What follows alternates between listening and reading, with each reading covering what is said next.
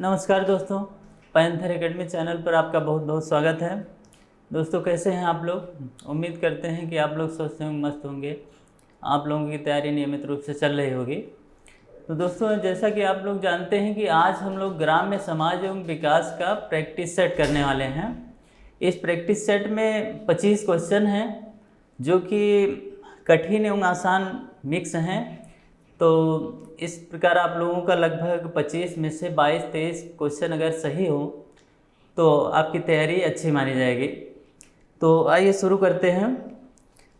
तो दोस्तों शुरू करने से पहले एक मोटिवेशनल कोड है। अगर आपने सफ़र शुरू कर ही दिया है तो बीच रास्ते से लौटने का कोई फ़ायदा नहीं। अगर आपने सफ़र शुरू कर ही दिया है तो बीच रास्ते से लौटने से कोई फ़ायदा नहीं होगा, क्योंकि वापस आने में जितनी दूरी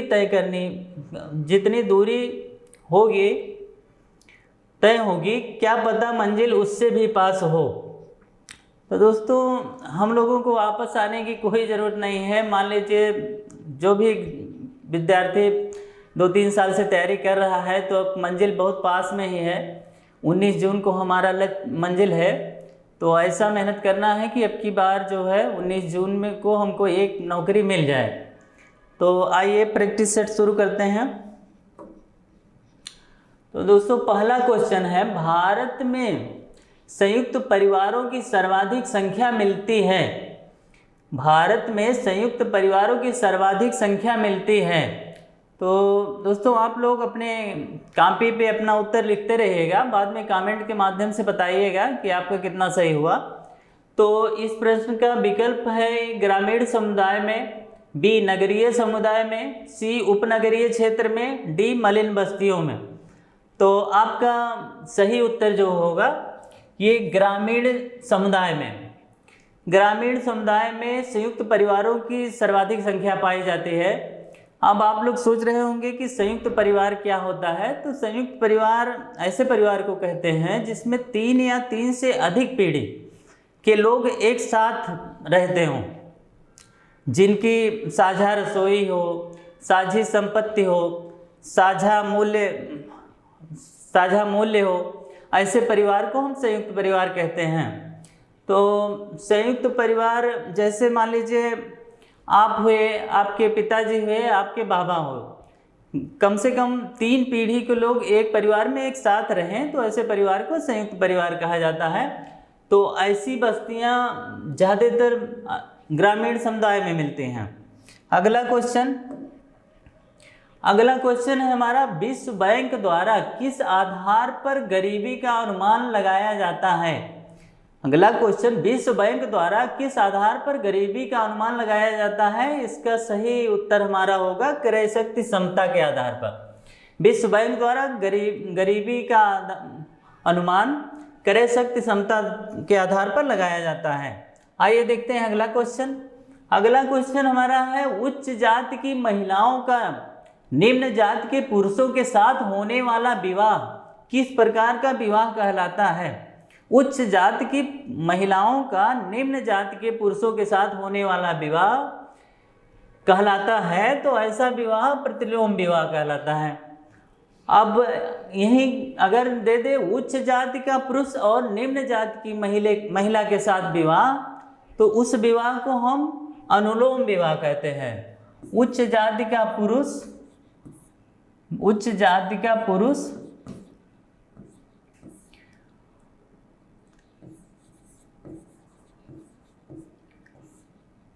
और निम्न जाति की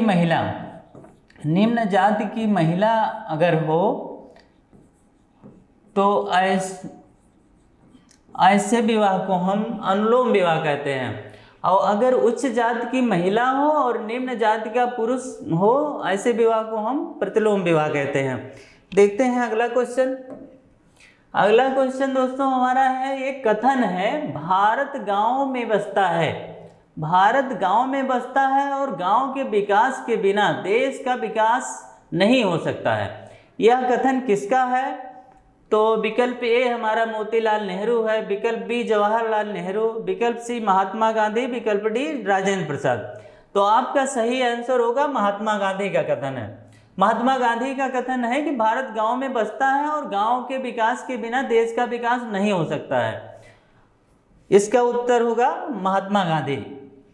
अगला क्वेश्चन दोस्तों हमारा है जवाहर रोजगार योजना, जिसको शॉर्ट में JRY कहते हैं। जवाहर रोजगार योजना किस वर्ष शुरू की गई थी? तो विकल्प ए हमारा 1985, विकल्प बी हमारा 1980, विकल्प सी 1982, विकल्प डी 1989। तो आपका सही उत्तर जो होगा 1989। तो देखते हैं अगला क्वेश्चन। अगला क्वेश्चन दोस्तों 2003 में हरियाली योजना किस उद्देश्य से प्रारंभ की गई थी? 2003 में हरियाली योजना किस उद्देश्य से प्रारंभ की गई थी? तो आपका विकल्प है भूजल का संरक्षण, बंजर भूमि सुधार, वृक्षारोपण, उपरोक्त सभी। आपका उत्तर होगा विकल्प बी, बंजर भूमि सुधार। हरियाली योजना 2003 में शुरू की गई थी या किससे संबंधित है? तो आपका उत्तर होगा बंजर भूमि सुधार। देखते हैं अगला क्वेश्चन। अगला क्वेश्चन दोस्तों मनरेगा योजना के तहत वर्ष में न्यूनतम कितने दिन कार्य की गारंटी प्रदान की जाती है? ये तो आसान क्वेश्चन है दोस्तों, हमें उम्मीद है कि आप सभी लोगों का सही होगा। तो इस प्रश्न का उत्तर होगा दोस्तों 100 दिन। इस प्रश्न का उत्तर 100 दिन होगा। दोस्तों अगला क्वेश्चन देखते हैं। ग्रामीण क्षेत्र में शहरी सुविधाओं की उपलब्धता का कार्यक्रम कौन सा है? ग्रामीण क्षेत्र में शहर जैसा व्यवस्था का कार्यक्रम कौन सा है? तो हमारा विकल्प ए है SSPI, B DGCI, CIDBI, D पूरा। तो आपका सही जवाब होगा विकल्प डी पूरा। पूरा की संकल्पना हमारे देश के महान राष्ट्रपति डॉक्टर APJ अब्दुल कलाम द्वारा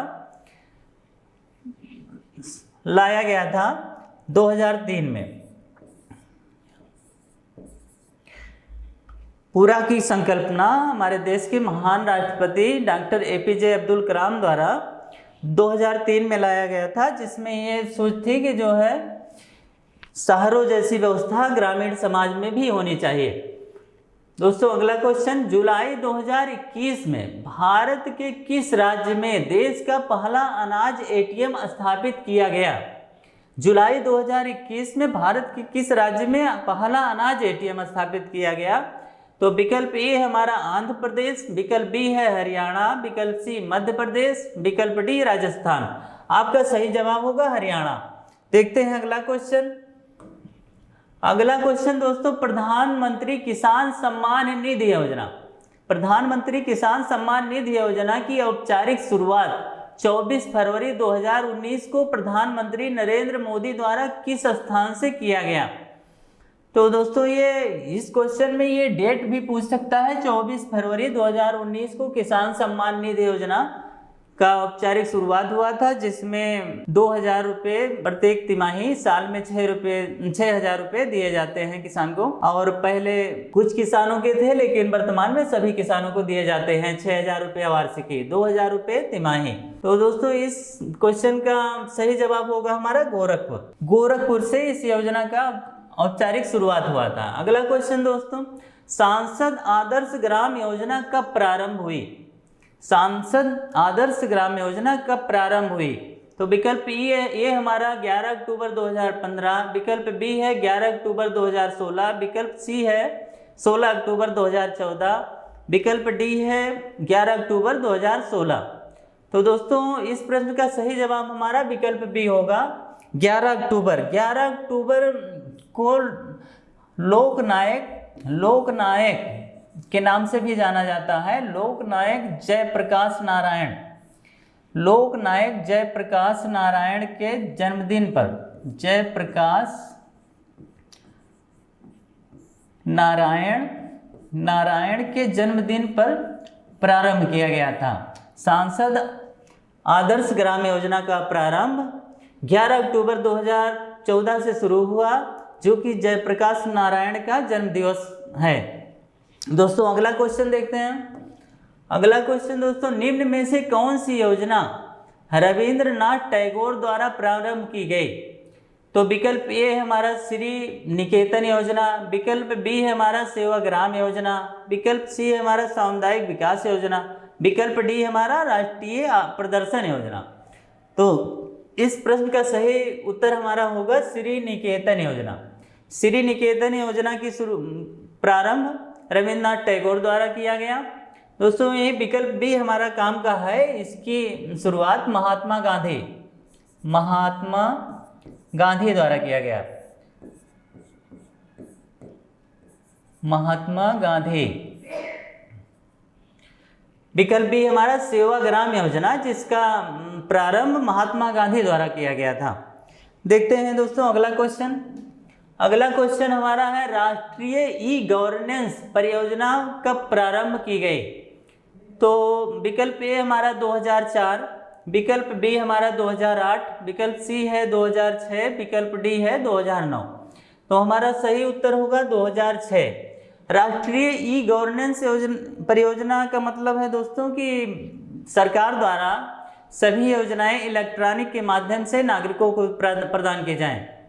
तो दोस्तों जैसे हमारा खतौनी हुआ, खतौनी ऑनलाइन हो गया, या जाति निवास हमारा ऑनलाइन बन रहा है, तो सभी ई गवर्नेंस परियोजना के तहत प्रारंभ हुए हैं। दोस्तों अगला क्वेश्चन, किस दक्षिण भारतीय राज्य में उत्तम ग्राम प्रशासन था? दोस्तों विकल्प ए है चेर, विकल्प बी है चोल, विकल्प सी है पांड्य, विकल्प डी है चालुक्य। तो दोस्तों इस प्रश्न का सही जवाब होगा चोल।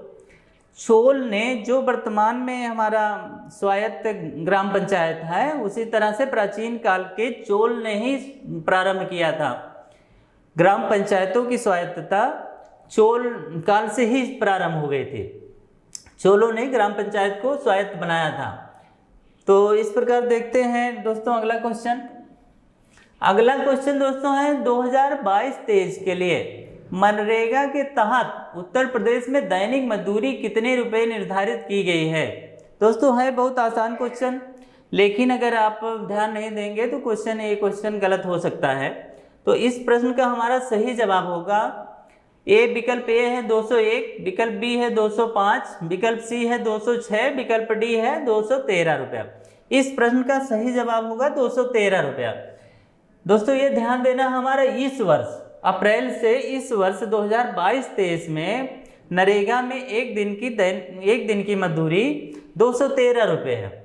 और 2021-22 में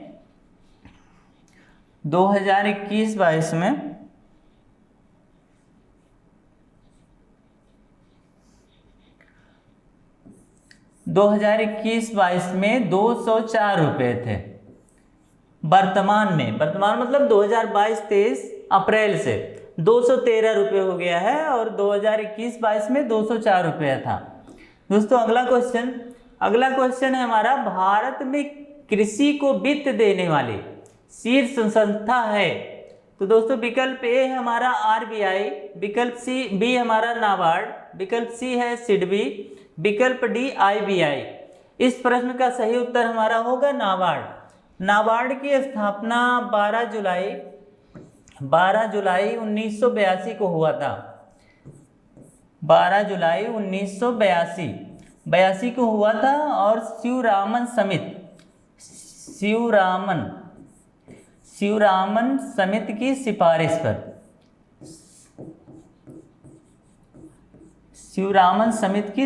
पर दोस्तों कृषि को वित्त देने वाली शीर्ष संस्था हमारे देश में नाबार्ड है। नाबार्ड की स्थापना 12 जुलाई 1982 को हुआ, और किस समिति की सिफारिश पर हुआ? तो शिवरामन समिति की सिफारिश पर हुआ। दोस्तों देखते हैं अगला क्वेश्चन है हमारा, विख्यात भारत माता मंदिर स्थित है?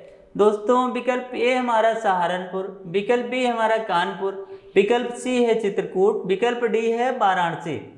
दोस्तों इस प्रश्न का सही जवाब हमारा होगा, या यूपी से संबंधित क्वेश्चन है, इस प्रश्न का सही जवाब होगा विकल्प डी वाराणसी। देखते हैं अगला क्वेश्चन। अगला प्रश्न दोस्तों है, कामदगिरि पर्वत स्थित है? कामदगिरि पर्वत कहाँ स्थित है दोस्तों? विकल्प ए चित्रकूट है, विकल्प बी बांदा है, विकल्प सी बाराबंकी है, विकल्प डी अयोध्या है। दोस्तों इस प्रश्न का सही जवाब हमारा होगा विकल्प ए, चित्रकूट में कामदगिरि पर्वत स्थित है, जो यूपी से संबंधित है। यूपी में कई बार इस प्रश्न को पूछा गया है। दोस्तों बाराबंकी में देवा शरीफ मेला है। बाराबंकी में प्रसिद्ध देवा शरीफ मेला है। एक क्वेश्चन अयोध्या से कई बार पूछा गया है कि कनक भवन को मिलाने के लिए देता है, तो उसका मिलान हम अयोध्या से करेंगे। दोस्तों अगला प्रश्न है हमारा, उत्तर प्रदेश विधानसभा के प्रथम अध्यक्ष थे। दोस्तों उत्तर प्रदेश विधानसभा के प्रथम अध्यक्ष थे। विकल्प ए है सुचेता कृपलानी, विकल्प बी पुरुषोत्तम दास टंडन, विकल्प सी सरोजिनी नायडू, विकल्प डी गोविंद बल्लभ पंत। दोस्तों इस प्रश्न का सही जवाब हमारा होगा पुरुषोत्तम दास टंडन। पुरुषोत्तम दास टंडन उत्तर प्रदेश के विधानसभा के प्रथम अध्यक्ष थे। दोस्तों ये विकल्प ये हमारा सुचेता कृपलानी, तो ये प्रथम महिला मुख्यमंत्री उत्तर प्रदेश की प्रथम महिला मुख्यमंत्री थी।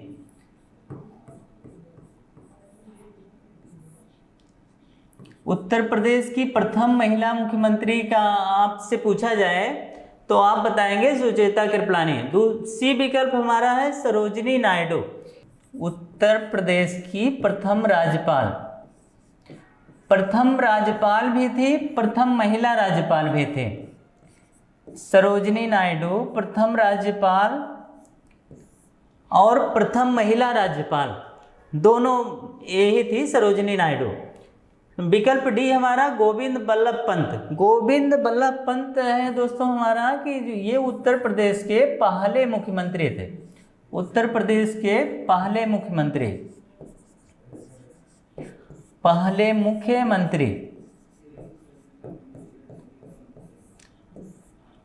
इस प्रकार देखते हैं दोस्तों अगला क्वेश्चन, गौतम बुद्ध नगर जिले का मुख्यालय है। दोस्तों इसमें लोग कंफ्यूज होते हैं कि गौतम बुद्ध ये ग्रेटर नोएडा गाजियाबाद में है या गौतम बुद्ध नगर में है।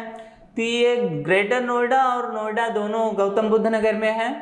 तो प्रश्न में पूछा गया गौतम बुद्ध नगर जिले का मुख्यालय है, तो विकल्प ए हमारा ग्रेटर नोएडा में, विकल्प बी हमारा गाजियाबाद में, विकल्प सी रमाबाई नगर में, विकल्प डी नोएडा में। इस प्रश्न का सही जवाब होगा नोएडा में। तो देखते हैं अगला क्वेश्चन, गौतम बुद्ध नगर का मुख्यालय नोएडा में है। दोस्तों एक महत्वपूर्ण प्रश्न है, हैंडबुक ऑफ एग्रीकल्चर प्रकाशित होती है। तो दोस्तों विकल्प ए हमारा भारतीय कृषि अनुसंधान संस्थान से, विकल्प बी भारतीय कृषि अनुसंधान परिषद से, विकल्प सी उत्तर प्रदेश कृषि अनुसंधान परिषद से, विकल्प डी भारतीय विज्ञान एवं औद्योगिकी अनुसंधान परिषद से। दोस्तों देखिए इसमें भारतीय कृषि अनुसंधान संस्थान और इसमें भारतीय कृषि अनुसंधान परिषद है, लेकिन इस प्रश्न का सही जवाब होगा भारतीय कृषि अनुसंधान परिषद से। हैंडबुक ऑफ एग्रीकल्चर प्रकाशित होती है भारतीय कृषि अनुसंधान परिषद से, न कि ये संस्थान से। तो आप इसका ध्यान रखेंगे, भारतीय कृषि अनुसंधान परिषद द्वारा हैंडबुक ऑफ एग्रीकल्चर प्रकाशित होता है। दोस्तों अगला क्वेश्चन, उत्तर प्रदेश में परंपरागत भूमि मापन इकाई है। दोस्तों विकल्प ए हमारा कनाल, विकल्प बी हमारा मारला, विकल्प सी हमारा बीघा, विकल्प डी हमारा धूर। दोस्तों इस प्रश्न का सही उत्तर होगा बीघा। बीघा उत्तर प्रदेश के में भूमि मापन की प्रमुख इकाई बीघा है। दोस्तों अगला क्वेश्चन देखते हैं, राज्य ग्रामीण विकास संस्थान कहाँ स्थित है। तो दोस्तों इस प्रश्न का हमारा सही जवाब होगा विकल्प ए लखनऊ में, विकल्प बी इलाहाबाद में, विकल्प सी कानपुर में, विकल्प डी आगरा में। दोस्तों इस प्रश्न का सही जवाब हमारा होगा लखनऊ में। तो देखते हैं अगला प्रश्न। दोस्तों अगला प्रश्न है, निम्नलिखित में से कौन सा भूमि सुधार का कार्यक्रम है। विकल्प ए हमारा है मध्यस्थों का उन्मूलन, विकल्प बी है काश्तकारी सुधार, विकल्प सी है खेती योग्य भूमि की सीमाबंदी, विकल्प डी है उपरोक्त सभी। दोस्तों इस प्रश्न का सही जवाब हमारा होगा उपरोक्त सभी। ये भूमि सुधार में तीनों ही सम्मिलित हैं। दोस्तों अगला क्वेश्चन, अगला और अंतिम क्वेश्चन दोस्तों, एकीकृत जल ग्रहण प्रबंधन कार्यक्रम किस मंत्रालय की पहल है? तो दोस्तों विकल्प ए हमारा जल शक्ति मंत्रालय, विकल्प बी हमारा ग्रामीण विकास मंत्रालय, विकल्प सी है पर्यावरण मंत्रालय, विकल्प डी है इनमें से कोई नहीं। तो दोस्तों हमारा सही उत्तर होगा ग्रामीण विकास मंत्रालय। इस योजना की शुरुआत 2009-10 में शुरू किया गया था। एकीकृत जल ग्रहण प्रबंधन कार्यक्रम 2009-10 में शुरू किया गया था और यह किस मंत्रालय की पहल है? तो ये ग्रामीण विकास मंत्रालय की पहल है। दोस्तों इस प्रकार हमने 25 क्वेश्चन का प्रैक्टिस किया। आप लोग कमेंट्स के माध्यम से बताइएगा कि 25 में से लगभग आपका कितना सही हो रहा है। तो दोस्तों वीडियो को शेयर एवं सब्सक्राइब जरूर करें और क्लास कैसा लगा कमेंट्स में जरूर बताएं। तो दोस्तों इस प्रकार हम जो है क्लास को यही समाप्त करते हैं, फिर मिलते हैं अगले क्लास में। जय हिंद, जय भारत।